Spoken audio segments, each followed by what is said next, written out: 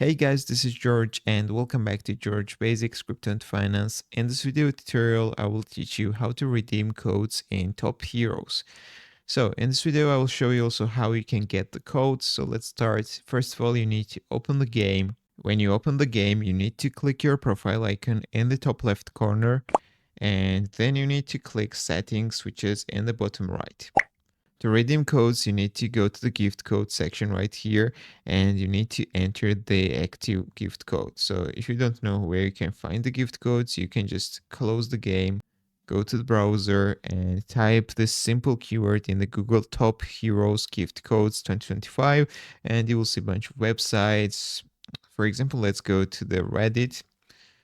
And when you scroll down, you will see the active codes. So for example, these codes right here, let's use one of them, 2025 Top Heroes. So let's close the browser. Let's go back to the game. Let's go to the gift code again.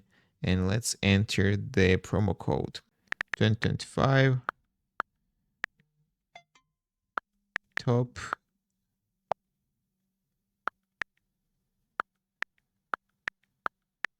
Heroes.